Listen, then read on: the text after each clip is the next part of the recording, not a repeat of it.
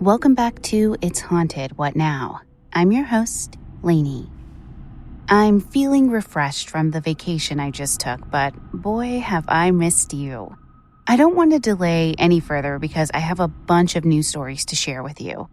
Also, if there are other shows you'd like to see me collab with in the future, let me know by following me on Twitter at podcast_haunted, facebook.com/hauntedpod, or on Instagram at It's Haunted What Now.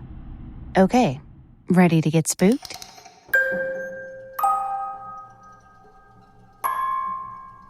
Joe wrote into the show to share how they found out they were gifted.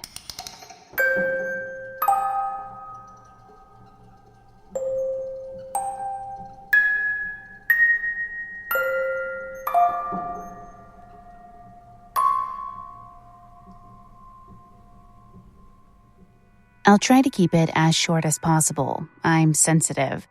I call myself that because I can't think of anything else to call myself. I have had many supernatural experiences in my life and have become somewhat of a go-to in my circle of friends whenever they buy or rent a new home to do a walkthrough and let them know if there is something there. This actually started in my childhood. And while I have many stories, I will start with the beginning and possibly send in more if you'd like. I was raised in a very rural farm area in the middle of nowhere. My brother and I helped work on the farm from a very young age, or maybe just so our parents could keep us close. Either way, we were usually at their side. One particular evening when I was around 4 or 5, we were digging peanuts in our field. The sun was just going down and it was becoming hard to see. My brother was next to me with his trowel and my father was about 3 yards ahead of us. I had never been out in the garden so late. I was not afraid. I was actually in awe of how everything looked in the bluish light. I remember that I had stopped working and was standing and looking around. My brother spoke up and insisted that I keep helping him. I dropped back down on my knees and continued to dig when a hand came out of the tall grass in between the rows of peanuts and slapped the ground near where I was digging. I remember feeling very confused, but not afraid. I could easily make out the other hand, and it just sat there in the dirt, right where I was digging. I looked in the grass and moved it around with my hands, expecting to see the face of my oldest brother or maybe a cousin. There was no one there. Then I became afraid. My brother became frustrated with me and complained to my dad. My dad asked me what was going on, and I simply told him, "I see hands in the grass." He stared at me for a second and told me to either keep helping or walk back home alone. By this time, it had become very dark, and I'm assuming my dad knew I would never walk home alone in the dark. So I bent over again and kept digging. I began to hear whispering from the grass. However, I could not understand the whispering. I look at my brother. He is now looking at the grass as if he hears it too. Then it happened again, only it touched my hand this time. I remember feeling cold, dirty hands over mine. I didn't scream.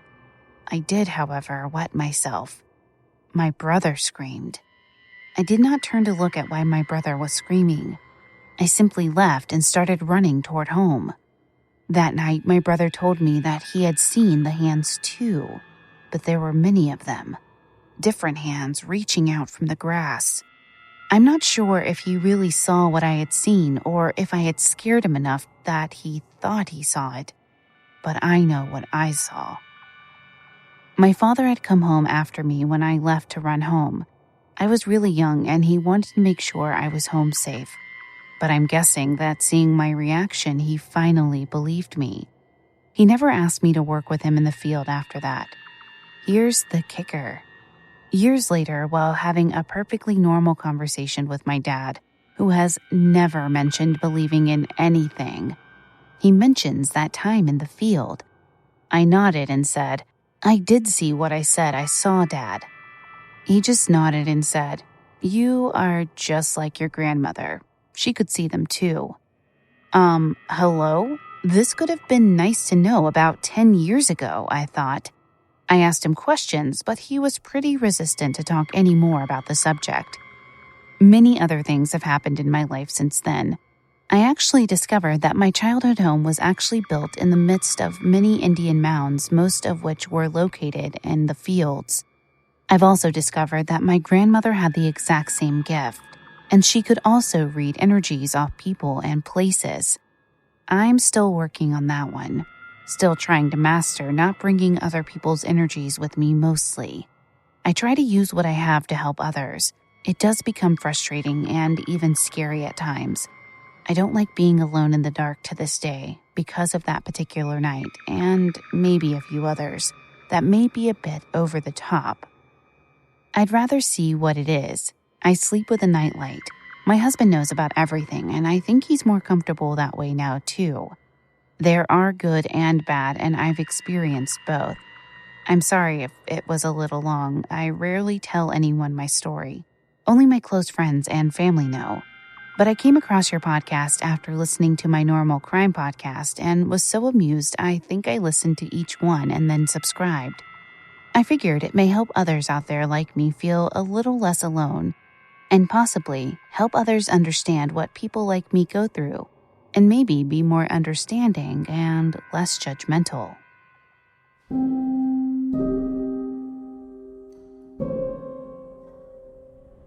Joe, the hands in the grass literally gave me goosebumps. That is something straight out of a horror movie, except it was your real life. I consider myself to be an empath, so I get the whole other people draining your energy thing. I would probably sleep with the nightlight too, but I have a very strict rule, and that is that spirits are not allowed to scare me. I had this one incident while out on vacation that was very brief, and I honestly don't really know what it was. I was in a cabin in rural Oklahoma for a very low-key bachelorette party, and it was 2 weeks ago as of this recording. I was upstairs in bed watching YouTube facing the wall, so my back was towards my other roommates in that room. I went to turn around on my back and thought I saw my friend Megan standing behind me, kind of leering over me, waiting to say boo or something. I had this immense sense of fear shoot through my body, and I was so scared. But whatever I saw in my periphery as I was turning wasn't there, and I made it safely to my back. I texted my husband that night, and I said, I'm pretty sure a ghost tried to scare me, and I'm now going to be sleeping with my glasses on. It was pretty crazy and definitely very scary. I've never felt that scared before. Anyways, I feel fine today, but I have a feeling that these upcoming stories will just continue to freak me out a little bit more.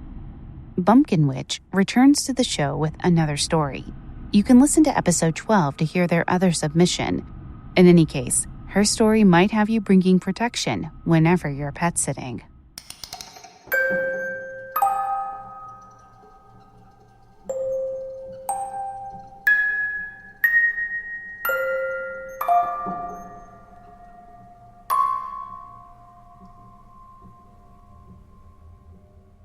I had a very spooky encounter last night. There is just something about October, I swear. I am currently feeding my friend's cat while she is away. I stop by once a day and I hang around a bit longer than I technically need to because the cat is a rescue and doesn't trust people. So I spend a few extra minutes trying to find her, feeding her treats, giving her some attention, etc. One of my strategies to get this kitty used to me is to sing while I walk around the apartment. And around this time of year, I always default to this really, really old Halloween song my mom learned when she was in elementary school. This would have been in the late 1960s. It goes like this.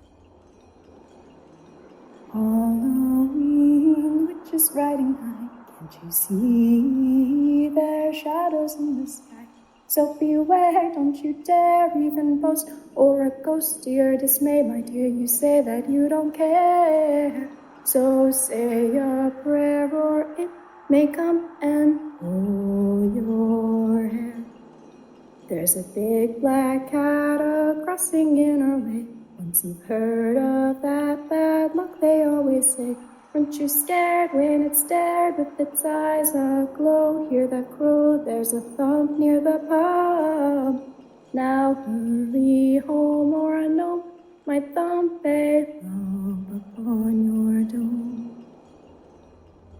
So I was singing to this kitty and I started to hear this really, really loud banging. I couldn't tell if it was the walls or the ceiling, but it sounded like the shut up banging. I wasn't singing very loud. I can sing much louder, but I stopped, and the banging continued but died off a few moments later. I started again, but about halfway through my song, the banging started once more. This happened a third time, and I got pretty annoyed, so I stopped singing. Then, about 5 minutes later, I heard a loud,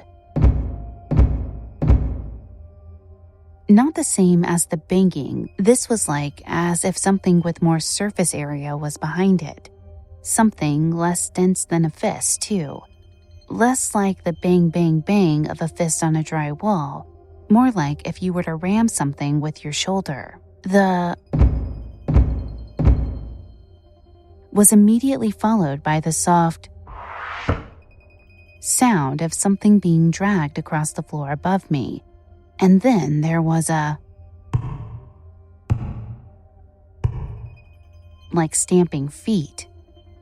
That sound repeated 2 more times, 3 times in total. I texted my friend and said, "Your neighbors sound like ghosts, what the fuck?"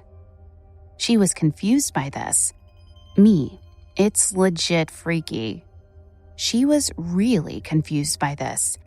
There are all these strange banging noises and these creaking noises followed by thumps. She asked me if this was from upstairs. It sounds like it's from above, I think. That's when she informed me that no one lives in the apartment above hers. I'm definitely gonna bring some protection with me next time I feed the cat.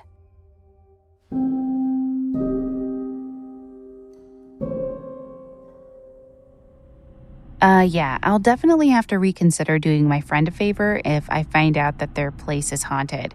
When I pet sit, I usually have the animals come to my house because it's protected.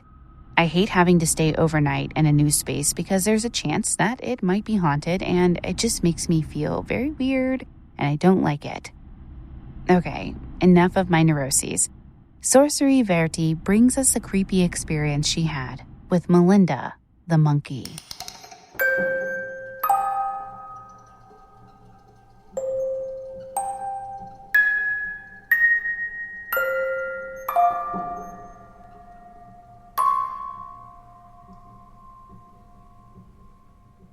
So, this was an experience that I had around 10 to 11 years old.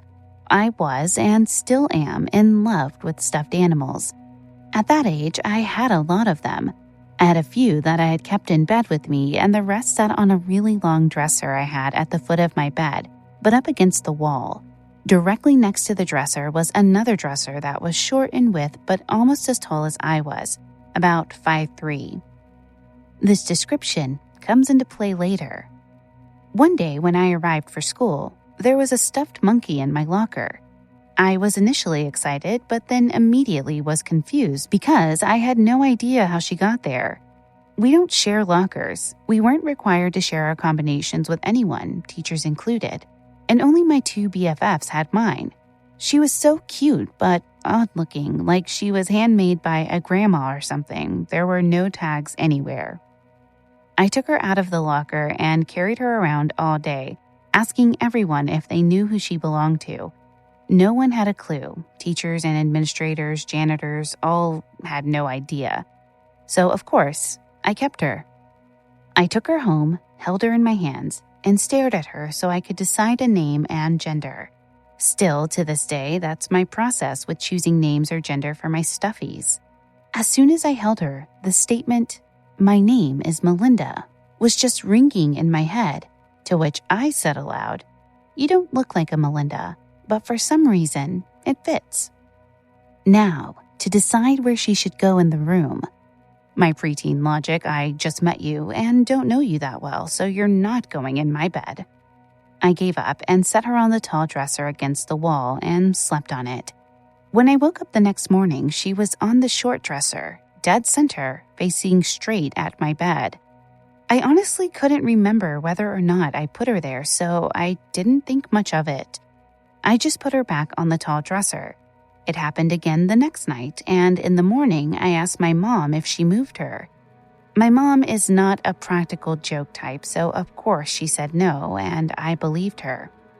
I put her back on the tall dresser, same spot, and became more aware of her so I could figure out how she kept moving.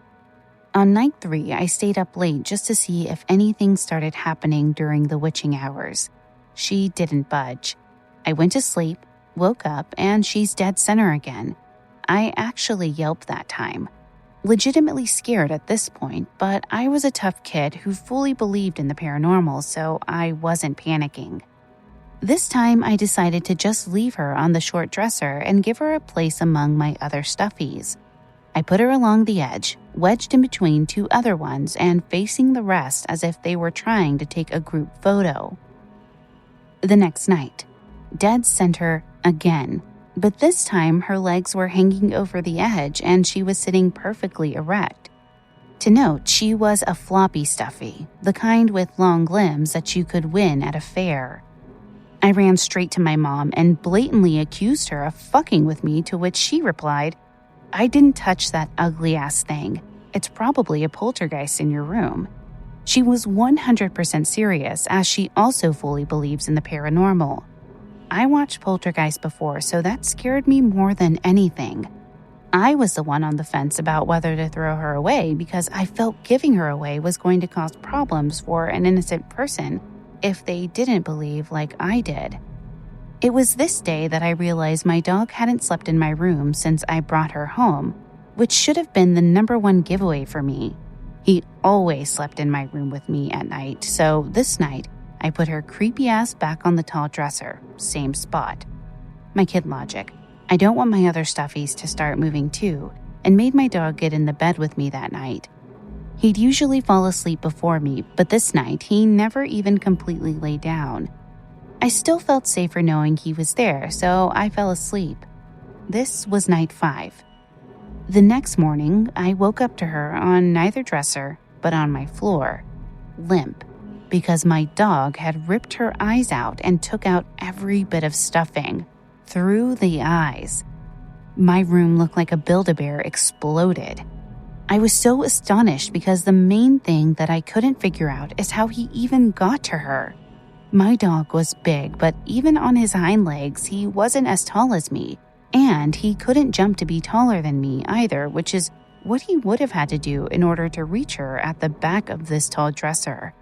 I can only think that he caught her moving. He was so proud of himself and got lots of love after. R.I.P. Lucky.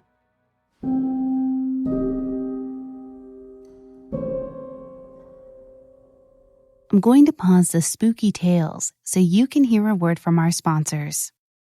After listening to the spooky tales, you might be feeling a little on edge. Listen, I deal with anxiety and depression, and through online counseling, I have found what works best for me, and that's BetterHelp. I've been a BetterHelp user for about a year now. BetterHelp will assess your needs and match you with your own licensed professional therapist. It's great because you can start communicating in under 24 hours. It's not a crisis line. It's not self-help. It is professional counseling done securely online. If you're thinking you can't afford it, think again. It's more affordable than traditional offline counseling, and financial aid is available. BetterHelp wants you to start living a happier life today. Visit betterhelp.com/itshaunted. That's better, HELP. And join the over 500,000 people, including me, taking charge of their mental health with the help of an experienced professional.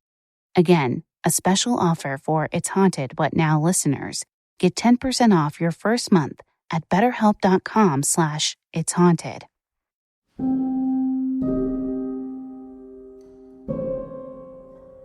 Okay, everybody. Now do you all see why I do not trust stuffed animals? I'm in the whole they're alive camp. I give them a side eye every time my little niece comes over with hers. I just don't, rather I won't trust them. And I love how your mom was like, oh, it's just a poltergeist. I would have freaked out and definitely burned it alive or something. I have no idea. Anyways, Aliob talks about a curiously flushing toilet in our next story.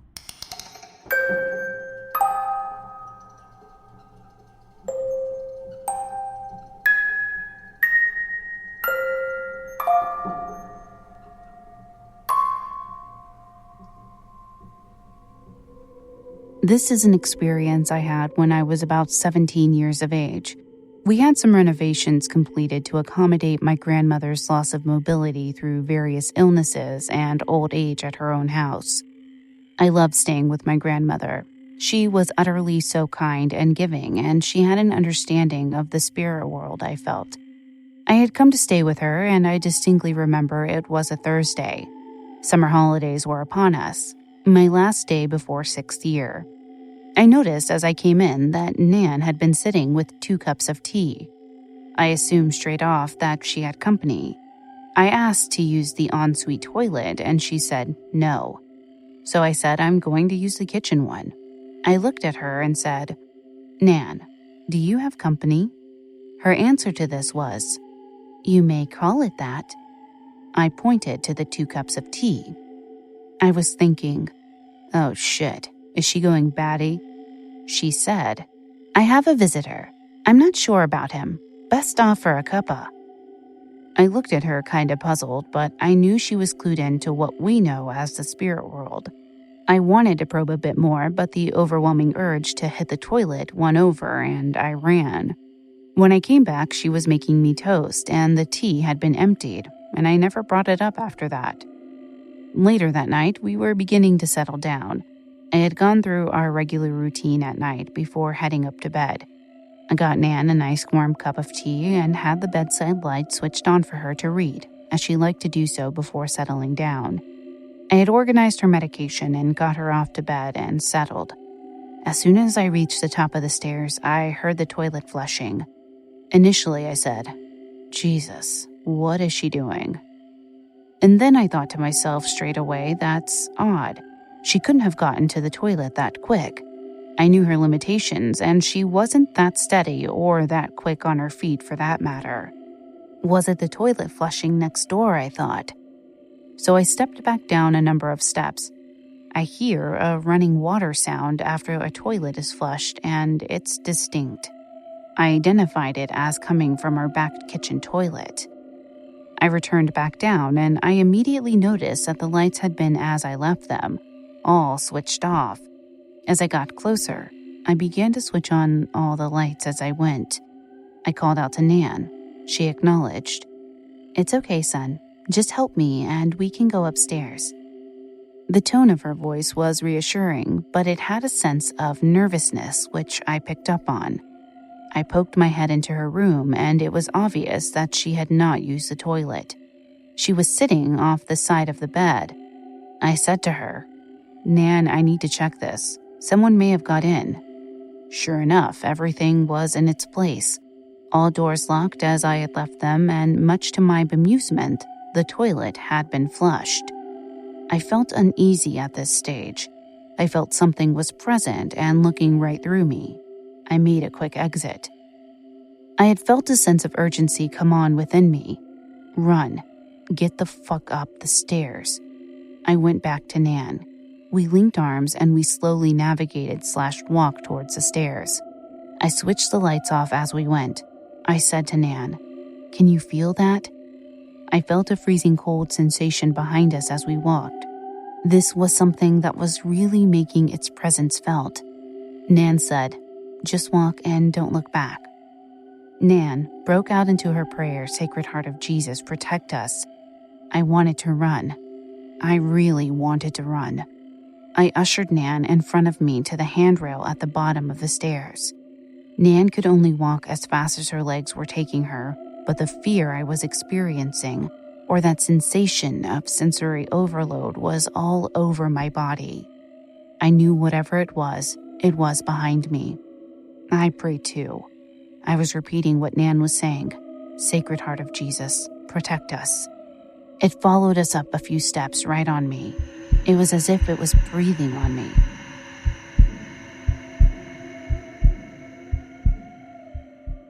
I don't know how long it took us before we reached the top of those stairs, but I can tell you from personal experience that it felt like an eternity. It did not reach the upper part of the stairs, as I felt that whatever was behind me had not stayed quite as close to me once we hit roughly halfway up the stairs. I have never felt anything like that in my life. The following day, we spoke at length about what had happened. Nan had told me that she experienced a large black figure standing under the light in the middle of her room, hence her 2 cups of tea when I walked in. I have had various other experiences in this house, all of them very unsettling. Footnote: Nan's house is over 100 years old, with 3 generations living there previously, which has had a lot of strange things happen over time. This experience was one I can never forget.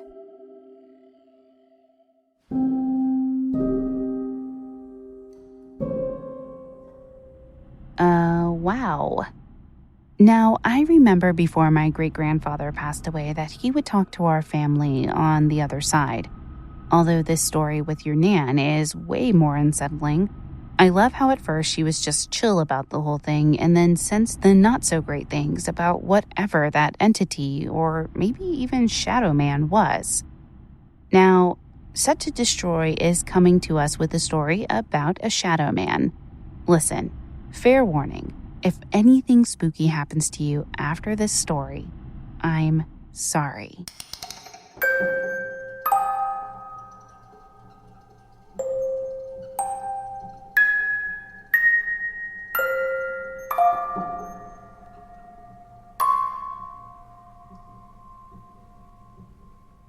Hey there. I understand it is very uncommon for Shadow Man, people, Mastro Travelers, or whatever you may believe them to be or prefer to call them, to talk, let alone make a noise. I also am an open-minded skeptic. But there was a night in 2018 that I can truly not explain. I have not told anyone this. So here we go. I was house-sitting for my uncle and aunt as they had a dog that needed to be fed, walked, and loved while they were away. First night, everything was fine. I took the dog for a walk, had a mate come over for a coffee with some banter, as you do. Everything was fine. Second night, I came back one night after work and after doing some food shopping. Now, my uncle and aunt's room was instantly on the left. It was an open house when you walked in, no hallway. So when you walked in, you were basically in the lounge room, and if you continued to walk, you would go through the kitchen. I unlock the front door, and as I step in the house, I kick the front door shut behind me while having my hands full with grocery shopping bags. From my left in my ear, I heard so sharply, loudly, and clearly, "Shh." I could feel my face drop, my eyes open so widely. I dropped all my shopping bags and legged it, or ran straight back out the front door. It was about a minute or so of me breathing heavily and repeating, "What the fuck?" I shook it off. I'm quite a rational person. I thought maybe it was just the shopping bags making weird noises and that I was overreacting. I walked back in the front door after rationalizing with myself. I take a few steps in.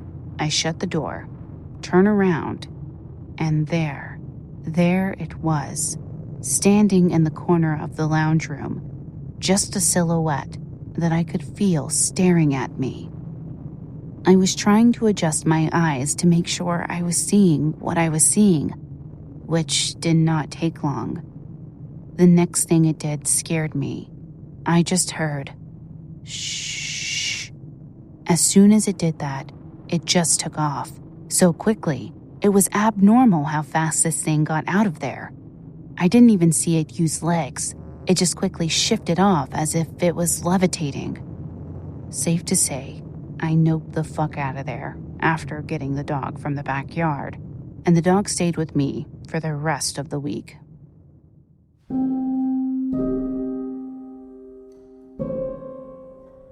Again, the biggest concern for me about house sitting is having something weird happen. Have any of you had any weird things happen while you were house sitting?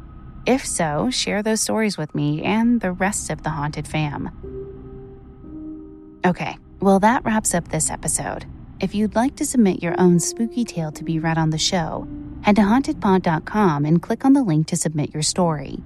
You can also email me at hauntedpod@gmail.com. Thank you for listening. If you enjoyed this episode, please be sure to leave a positive review on Apple Podcasts or your podcast player of choice. It really does help us out.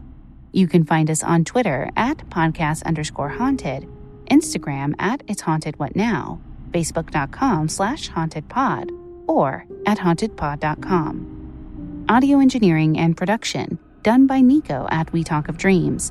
Check him out on Twitter at We Talk of Dreams or wetalkofdreams.com. Until next time.